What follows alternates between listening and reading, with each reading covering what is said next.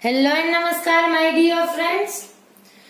हमने हमारे अगले लेक्चर में पढ़ा था, आपको याद है हमने क्या पढ़ा था कि the structure of the anther. ठीक है, हमने वन बाय वन वो जो जूम करने वाली प्रोसेस होती है वो की थी, आपको याद है बेटा, जिसमें हमने क्या देखा था कि कैरेक्टरिस्टिक्स ऑफ द एंजियोस्पर्म, फिर हमने फ्लावर्स के पार्ट्स के बारे में पढ़ा था, फिर हमने स्टेमन के बारे में पढ़ा, फिर उसके एंथर के बारे में पढ़ा। अगर आपको नहीं याद और अगर आपने अगला वीडियो नहीं देखा तो देख लो पहले जाके, ठीक है। फिर हमने एंथर के स्ट्रक्चर में क्या देखा था कि anther is a bilobed structure. मैंने बताया था ना आपको कि एंथर जो है ऐसा जो रहता है, ये वाला जो पोर्शन एंथर है उसमें दो लोब दिए गए हैं, इसीलिए ये जो स्ट्रक्चर है वो क्या है, बाइलोब्ड स्ट्रक्चर। ठीक है, फिर हमने जो टर्म पढ़ा था that is dithecous, that in each lobe there are two thecas present. मालूम है हर एक लोब में टू थिका प्रेजेंट रहता है। फिर हमने क्या पढ़ा कि ईच थिका हैज वन माइक्रोस्पोरेंजियम, कि अगर आप ये वाली थिका को देख लो, ये साइड का जो स्ट्रक्चर है उसे ऑब्जर्व करो तो उसमें एक माइक्रोस्पोरेंजियम प्रेजेंट होगा। अभी माइक्रोस्पोरेंजियम क्या है? Microsporangium is the structure that can produce microspores. ठीक है, माइक्रोस्पोरेंजियम जो स्ट्रक्चर है, यानी एंथर में कितने माइक्रोस्पोरेंजियम हो गए? 4, 1 2 3 4, बिकॉज देर आर 4 थिकास। मैंने आपको ये भी बोला था कि at the time of maturity, two thicas will fuse with each other and form only one thica in each lobe. मालूम है आपको, याद है? ठीक है, वेरी गुड।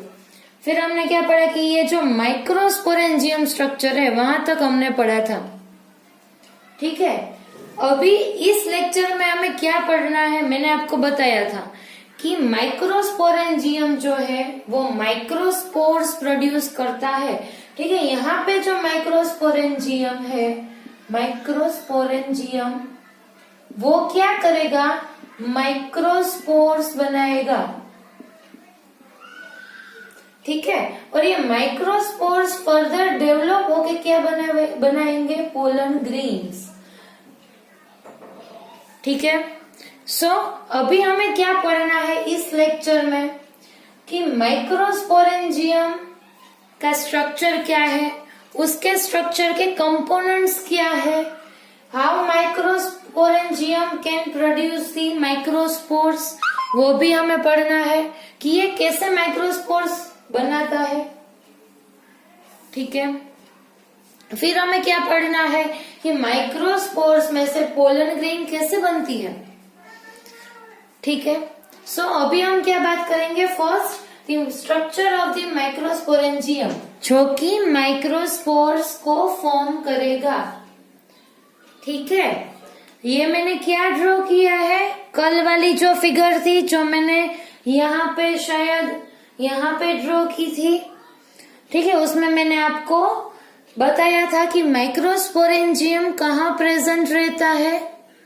ठीक है, थीका के अंदर ये दो लोब है, 1 और 2। सो यहाँ पे जो माइक्रोस्पोरेंजियम प्रेजेंट है उसका स्ट्रक्चर अभी हमें पढ़ना है। ठीक है, और ज्यादा हम जूम कर लेते हैं कि माइक्रोस्पोरेंजियम स्ट्रक्चर कैसे बनता है।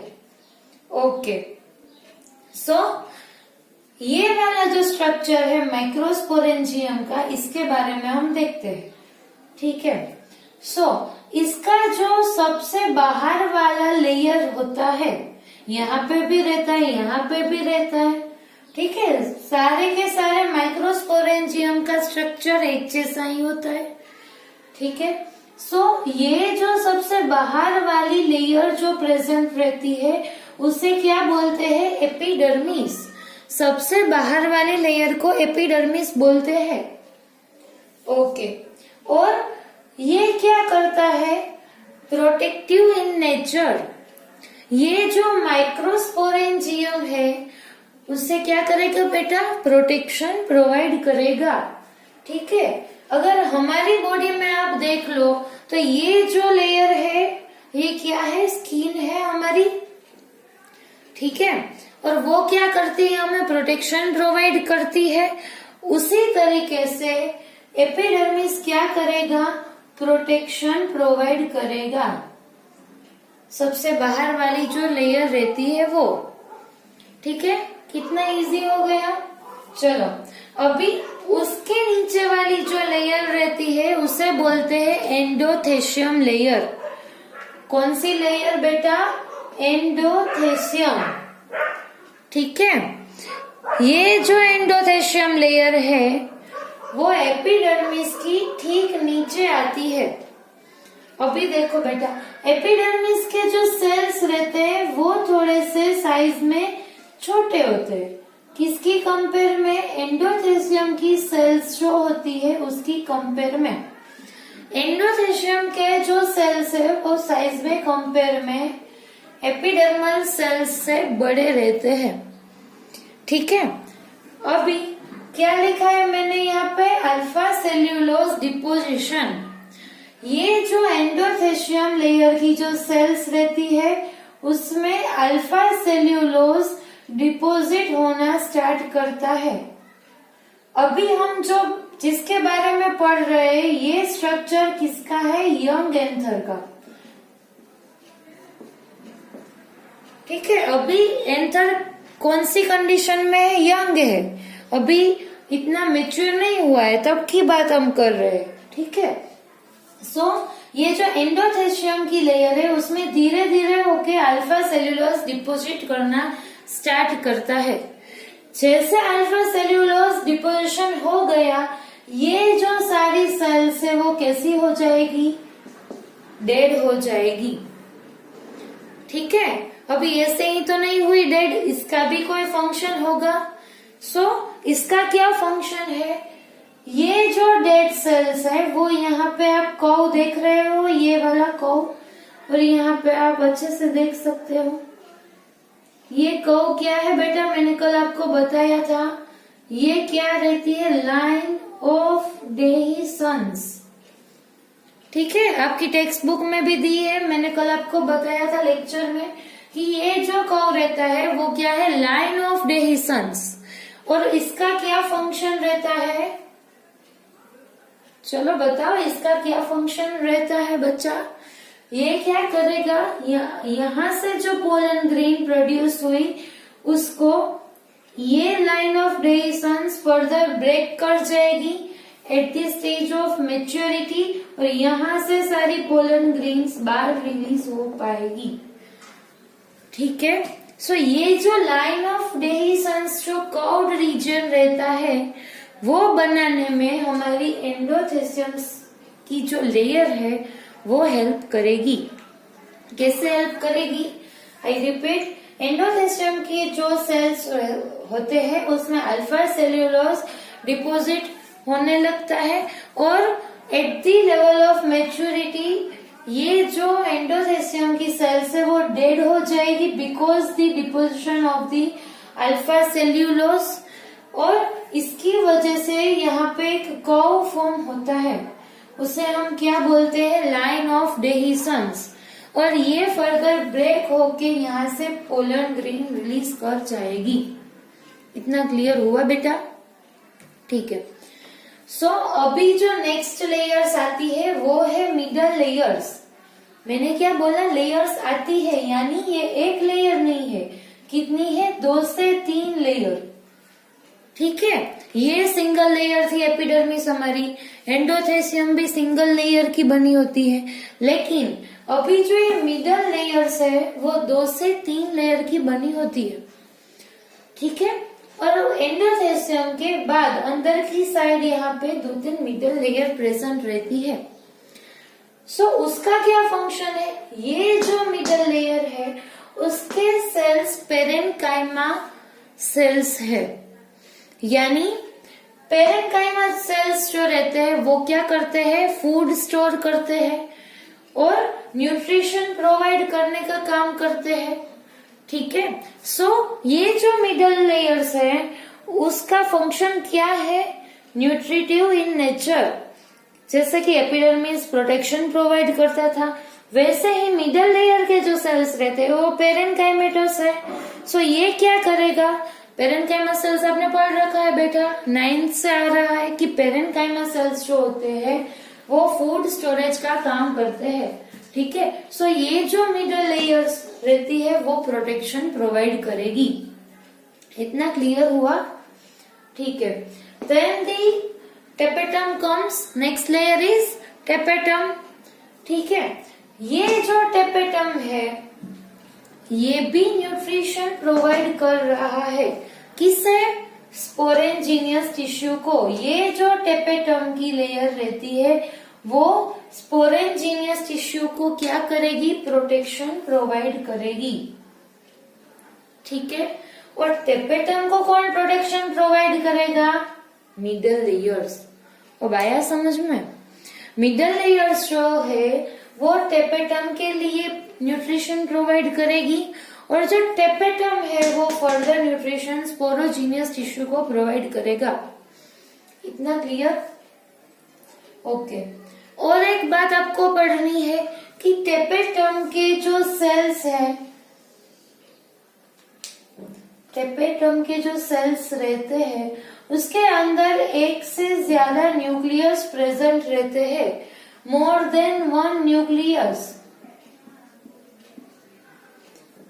ठीक है, ऐसी कंडीशन आपने 11th में पढ़ी है। इस कंडीशन को क्या बोलते हैं कि जिसमें एक से ज्यादा न्यूक्लियस प्रेजेंट रहते हो। ठीक है, आपको मुझे बताना है इन द कमेंट बॉक्स कि ये जो कंडीशन है उसे हम क्या बोलते हैं? सेल जिसमें एक से ज्यादा न्यूक्लियस प्रेजेंट रहते हैं। ठीक है, ये आपको बताना है। दूसरी बात, टेपेटम जो है उसके सेल्स में डेंस साइटोप्लाज्म प्रेजेंट रहता है। कैसा? Dense cytoplasm. ठीक है, ऐसा क्यों?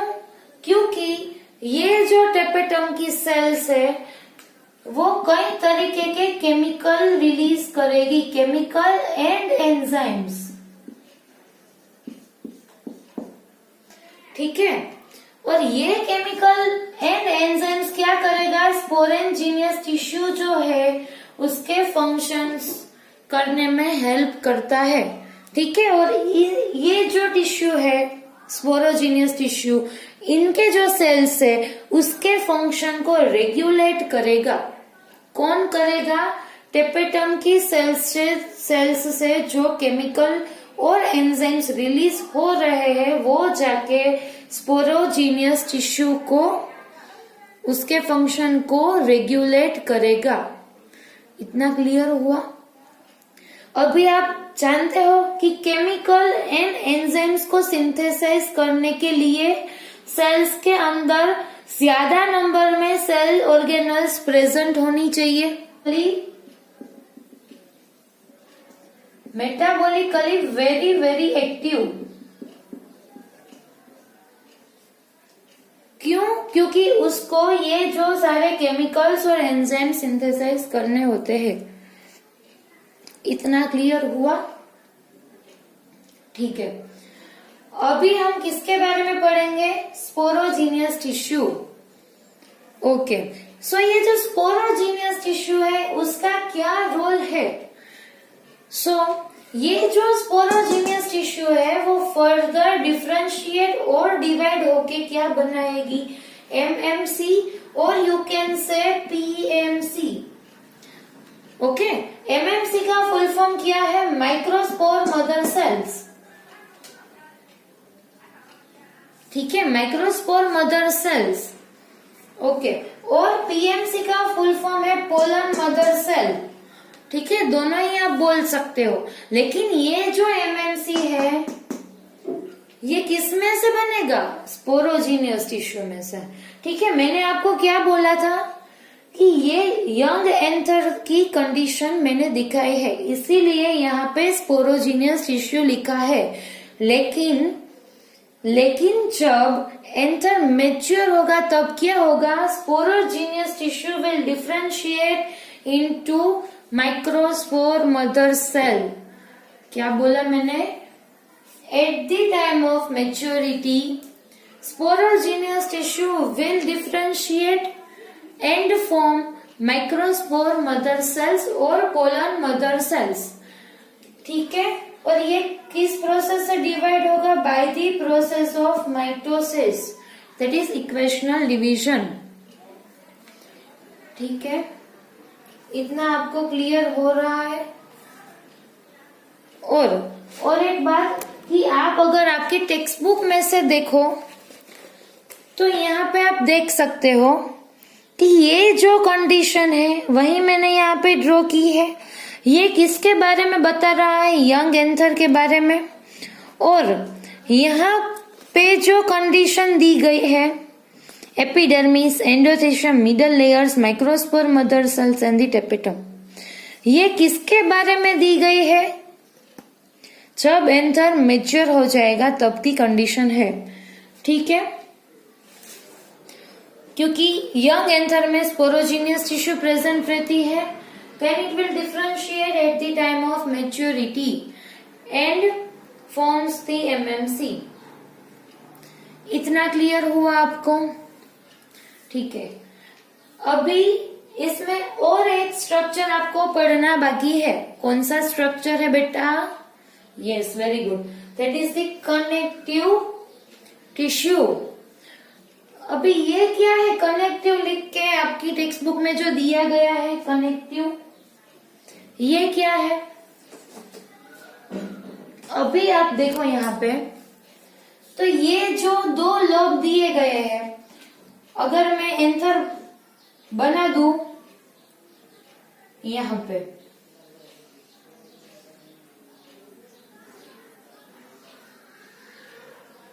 ये मैंने क्या बनाया? स्टेमेन बनाया।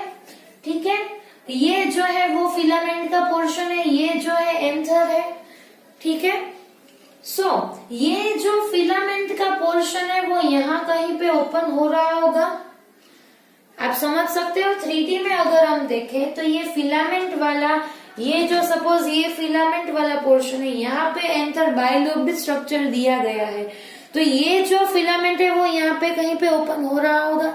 मैंने अभी बाइलोब्ड ऐसे दिखाया आपको, लेकिन ये अगर ऐसे है, ये फिलामेंट है, तो यहाँ पे कहीं पे ये ओपन हो रहा होगा। समझ में आ रहा है आपको? ये जो फिलामेंट का पोर्शन यहाँ से आप देख रहे हो बीच में से, जो दोनों ही लोब को कनेक्ट करता है, बीच में दिया, इसीलिए उसको कनेक्टिव बोलते हैं।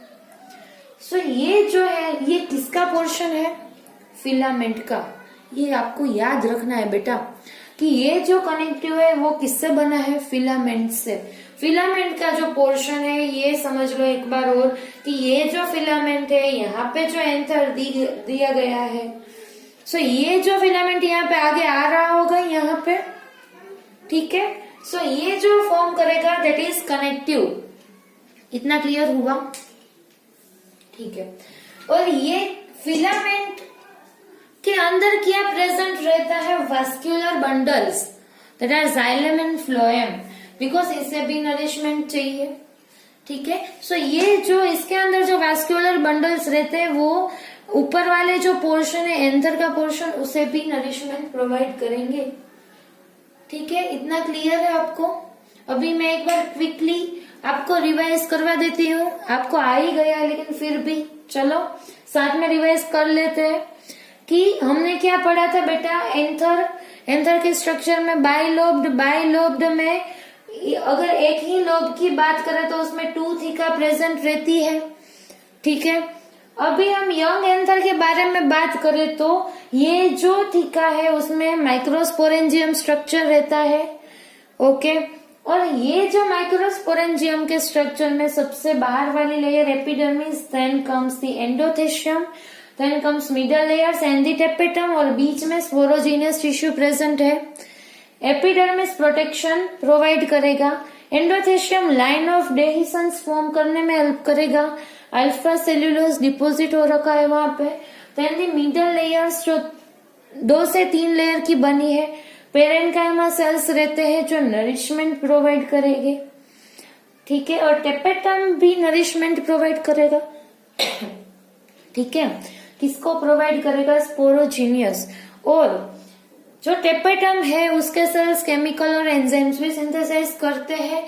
ठीक है, इसीलिए जो टेपेटम की सेल्स है उसके अंदर डेंस साइटोप्लाज्म प्रेजेंट रहता है और ये जो सेल्स है वो मेटाबॉलिकली वेरी एक्टिव। ठीक है, ओके। ये जो और मैंने बात बताई आपको कि इसमें एक से ज्यादा न्यूक्लियस प्रेजेंट रहते हैं, इस कंडीशन को क्या बोलते हैं वो आपको जल्दी से जल्दी कमेंट करके कमेंट बॉक्स में बताना है। कौन मुझे पहले आंसर देता है मुझे देखना है। चलो, और ये जो बीच में जो रहती है वो है स्पोरोजीनियस टिश्यू। ये जो स्पोरोजीनियस टिश्यू रहती है वो further at the time of maturity धीरे धीरे डेवलप होते होते क्या बना लेगी? माइक्रोस्पोर मदर सेल्स और pollen mother sales bye the process of mitosis. इतना क्लियर हुआ? ओके। अभी आपको क्या पढ़ना है बेटा कि जो ये एमएमसी है वो फर्दर डिवाइड होके क्या बनाती है? माइक्रोस्पोर्स। क्या बना देगी? एमएमसी फर्दर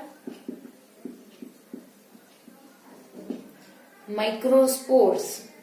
ठीक है, वही तो हमें पढ़ना था कि कैसे माइक्रोस्पोर जनरेट होते हैं।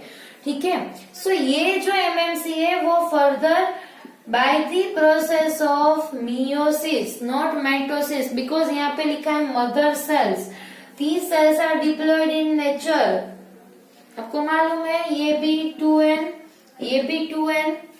सो ये जो एमएमसी है वो मियोसिस। अगर और एक बात की, अगर आप कहीं पे भी पढ़ो कि मदर सेल्स लिखा है तो आपको याद रखना है कि नेक्स्ट प्रोसेस कौन सी होगी? मियोसिस की प्रोसेस होगी। और एमएमसी जो 2n है माइक्रोस्पोर मदर सेल्स वो further by the process of meiosis divide करेगा और फर्दर क्या बना लेगी? माइक्रोस्पोर्स। ठीक है, अभी माइक्रोस्पोर्स कैसे हो गए? Meiosis is the reductional division. आपने जो 10वां चैप्टर है उसमें पढ़ा है आपने, 11th में जो 10th चैप्टर है उसमें कि मियोसिस के प्रोसेस के बाद जो माइक्रोस्पोर्स प्रोड्यूस होते हैं और कोई भी सेल्स जो प्रोड्यूस होती है वो हेप्लॉइड कंडीशन में आ जाएगी। ठीक है, और कितने बनेंगे? ये 4, यानी माइक्रोस्पोर्स टेट्राइड जनरेट होंगे। इस कंडीशन को क्या बोलते हैं बेटा? इस प्रोसेस को माइक्रोस्पोरोजिनेसिस। क्या बोलते हैं? माइक्रोस्पोरोजिनेसिस।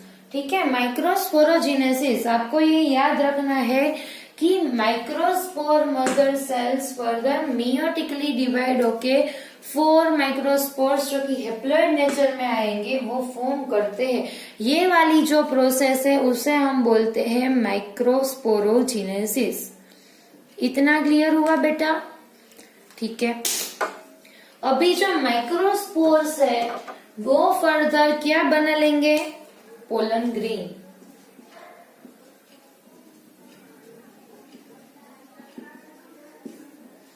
ठीक है, ये जो माइक्रोस्पोर्स टेट्राइड जो प्रोड्यूस हुए ना यहाँ पे बेटा, ठीक है, वो eight the time of maturity microspores dissociate हो जाएंगे फ्रॉम ईच अदर एंड क्या फॉर्म कर देंगे? Pollen grains. ठीक है बेटा, यहाँ पे जो माइक्रोस्पोर्स प्रोड्यूस हुए 4 हुए। ठीक है, 1 2 3 4। ये further at the time of maturity एक दूसरे से डिसोसिएट होके पोलन ग्रेन्स फॉर्म कर देंगे। ठीक है, इतना क्लियर हुआ आपको? Very very easy. अगर आप पढ़ो तो ये आपको पढ़ना पड़ेगा। ठीक है, बिकॉज ये आपके लिए नया है, अभी तक आपने इसके बारे में नहीं पढ़ा है। Okay, then microspores will further form the pollen grains. अभी क्या होगा? पोलन ग्रेन्स यहाँ ये जो लाइन ऑफ डेहिसन से यहाँ से रिलीज हो जाएगी। ठीक है, इतना क्लियर है आपको बेटा? ओके, अभी एक बार टेक्स्ट बुक में से भी पढ़ो तो ज्यादा क्लियर हो जाएगा। ठीक है, अभी एक छोटा सा पोर्शन हमें पढ़ना है, that is story of archesporial cells. ठीक है, आर्कीस्पोरियल सेल्स जो होते हैं उसकी स्टोरी के बारे में हमें पढ़ना है। अभी आप बोलोगे कि मैम ये हमें क्यों पढ़ना है, क्योंकि ये जो सेल्स है वो फर्दर ये सारी लेयर्स और जो माइक्रोस्पोरेंजियम का जो कंप्लीट स्ट्रक्चर जो रहता है वो फॉर्म करने में ये जो सेल्स है वो हेल्प करते हैं। ठीक है, इसीलिए छोटी सी स्टोरी है, लेकिन मैं अगर आपको पहले बताती तो आप शायद कंफ्यूज हो जाओ। इसीलिए हमने क्या पढ़ लिया कि कैसे पोलन ग्रेन्स फॉर्म होती है from the structure that is the microsporangium. और अभी हमें क्या पढ़ना है कि माइक्रोस्पोरेंजियम कैसे बनता है। ठीक है, ज्यादा कंफ्यूज होने की बिल्कुल जरूरत नहीं है, ये बिल्कुल इजी है, आपको सीक्वेंस वाइज मैनर में जाना है, पढ़ना है। ठीक है बेटा, और अगर आपने एक भी लेक्चर मिस किया और साथ साथ में नहीं पढ़े तो फिर ये भूल जाओगे कि ये सारे स्ट्रक्चर्स क्या है। ठीक है, इसलिए अभी वीडियो खत्म होते ही टेक्स्ट बुक में से एक बार पढ़ लो। ठीक है, सो ये जो छोटी सी स्टोरी है, स्टोरी ऑफ आर्कीस्पोरियल सेल्स, इसमें क्या है, located in the hypodermal region below epidermis at the four corners of the young anther. ठीक है, अभी जो हमने एंथर के फोर कॉर्नर्स बनाए थे ना, ऐसे भूल गए फिर से, ये याद है, ये जो फोर कॉर्नर्स रहते हैं एंथर के, अभी ये किसकी बात कर रहे हैं, यंग एंथर की बात कर रहे हैं। ठीक है, सो जो ये यंग एंथर की जो आउटर लेयर रहती है उसे हम क्या बोलते हैं, एपिडर्मिस बोलते हैं। और जो अंदर वाली जो लेयर होती है उसे हम क्या बोलेंगे, हाइपोडर्मल रीजन। ठीक है, सो ये जो आर्कीस्पोरियल सेल्स है वो हाइपोडर्मल रीजन में प्रेजेंट होते हैं। ठीक है, located in the hypodermal region below epidermis, इसीलिए उसको हाइपोडर्मल बोलते हैं क्योंकि ये एपिडर्मिस के नीचे प्रेजेंट रहता है। ठीक है, eight the four corners of the young anther, ये यंग एंथर की कंडीशन में ये चारों जो कॉर्नर्स रहती है वहां पे प्रेजेंट होता है। इतना क्लियर हुआ आपको बेटा? ओके, अभी आर्कीस्पोरियल सेल्स के बारे में हमें पढ़ना है कि जो आर्कीस्पोरियल सेल्स है वो फर्दर डिवाइड होके क्या बना लेगी, सब epidermal primary parietal layer. Epidermal तो था ही पहले से, अभी क्या होगा, हाइपोडर्मल सेल्स के जो आर्कीस्पोरियल सेल्स हैं वो फर्दर डिवाइड हो जाएगी और एपिडर्मल की नीचे 4 लेयर बना देगी। कितनी, अगर नाम के वाइज आप बात करो तो 4 layer epidermal, then endothecium, middle layers 2-3 है, एंड दी टेपेटम। ठीक है, ये सारी जो लेयर है वो कहाँ पे बनेगी, सब एपिडर्मल प्राइमरी पैराइटल लेयर्स। ये नाम आपको याद रखना है कि आर्कीस्पोरियल सेल्स है वो फर्दर डिवाइड होके क्या बना लेगी, डिफ्रेंशिएट होके सब एपिडर्मल यानी कि below the epidermal primary parietal layers. ठीक है, इतना क्लियर हुआ? अभी जो हम ये जो सारी 4 लेयर हमने जो पढ़ के रखी है वो कैसे बनती है इसके बारे में थोड़ा सा पढ़ना नेसेसरी है, इसीलिए मैं आपको पढ़ा रही हूँ कि ये जो आर्कीस्पोरियल सेल्स है वो हाइपोडर्मल रीजन में प्रेजेंट है, वो फर्दर डिफ्रेंशिएट होके बाहर की साइड ये जो 4 लेयर थी जो हमने अभी पढ़ी वो बना लेंगे और जो inner side primary sporogenous layer बना देंगे। ठीक है, जो हमने अभी स्ट्रक्चर पढ़ा वही कि ये 4 लेयर बना देगी और इनर साइड में स्पोरोजीनियस लेयर फॉर्म कर देगी। फिर ये स्पोरोजीनियस लेयर क्या बनाएगा बेटा, एमएमसी बनाएगा। ठीक है, एमएमसी बोलते वक्त माइंड में आना चाहिए कि माइक्रोस्पोर मदर सेल्स, क्योंकि अभी हम इसके नेक्स्ट लेक्चर में मेगास्पोर मदर सेल्स के बारे में भी पढ़ेंगे तो वो अलग है। ठीक है, इसलिए इसको माइक्रोस्पोर मदर सेल्स बोलना है क्योंकि ये क्या जनरेट करेगा फर्दर, माइक्रोस्पोर्स। ठीक है। माइक्रोस्पोर्स फर्दर क्या बना लेंगे, पोलन ग्रेन्स बना लेंगे। ठीक है, सो इतना क्लियर हुआ।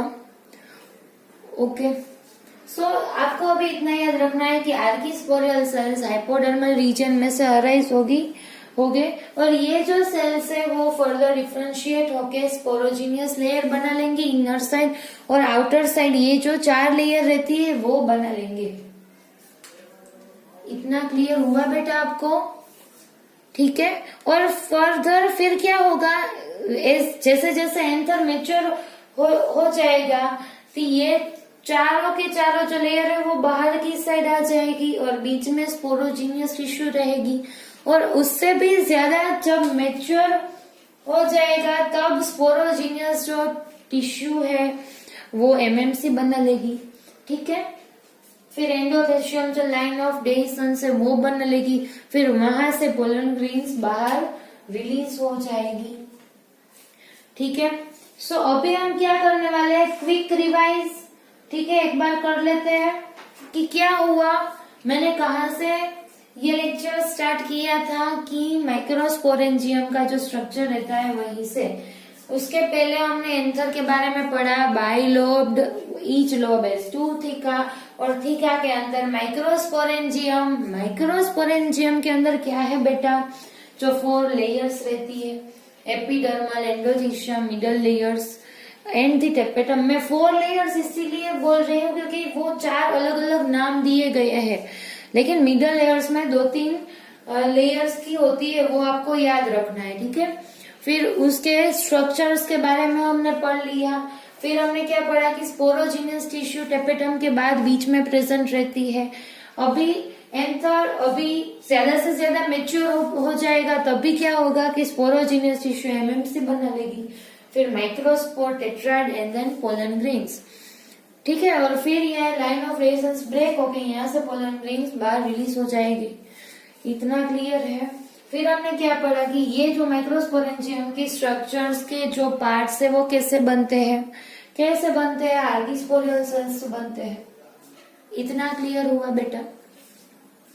ठीक है, और आर्किस्पोरियल सेल्स हाइपोडर्मल रीजन का पार्ट। ठीक है, सो ये लेक्चर में हम यहाँ तक रखते हैं। फिर नेक्स्ट लेक्चर में मैं आपको और ज्यादा से ज्यादा इंफॉर्मेशन दूंगी। ठीक है, फिर हम पिस्टिल के बारे में भी पढ़ना है। ये तो सिर्फ अभी हमने मेल रिप्रोडक्टिव स्ट्रक्चर के बारे में पढ़ा। इतना क्लियर है बेटा? ओके, और अगर आपको अभी भी कोई भी क्वेरी है आप मुझे पूछ सकते हो। ठीक है, कमेंट बॉक्स में कमेंट करो, और उसका जो मैंने बीच में आपको जो पूछा उसका भी आंसर लिख के दो। ठीक है, ये आपको करना है बेटा। और अगर आपको ये वीडियो अच्छा लगता है then don't forget to like, share and subscribe. ठीक है, अच्छा लगता है तो हमें लाइक करना तो बनता है।